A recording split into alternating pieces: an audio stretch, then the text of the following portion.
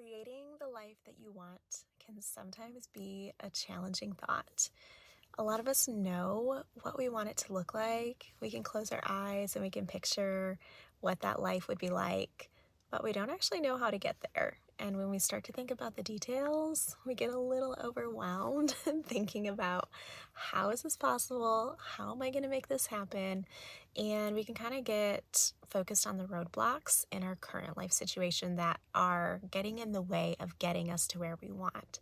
So, I am going to take some time to do a series on steps to start making progress and moving towards creating the life that you want. I know for me, as a single mom, when I left my marriage, I knew I wanted to create this beautiful life for myself and my babies, but I was just trying to survive. I was just trying to be a solo parent and full-time provider, and to do all of these other things felt really daunting initially. And I tried a lot of different things in order to create this life. And I feel like I was frustrated initially because I didn't know what steps to take. I didn't know what to focus on.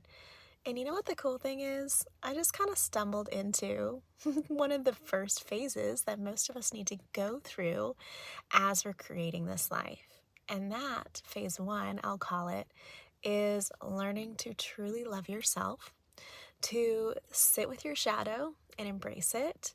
And also, for some of us, a spiritual awakening. For me, it was all of those pieces.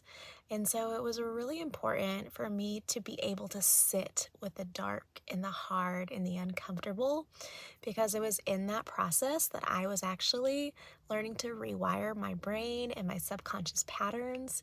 It was in that process that I was healing from old wounds and triggers that had never been addressed. And as I moved through those limiting beliefs and those roadblocks, it then put me in a place that I could begin to pursue creating this life that I love.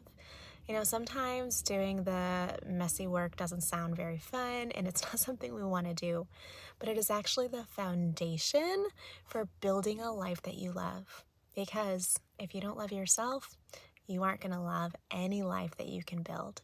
So we have to start with that. If you are new to my channel, I'm so glad that you're here. Make sure that you hit the subscribe button. I'm going to be back with more parts in this series to creating the life that you love.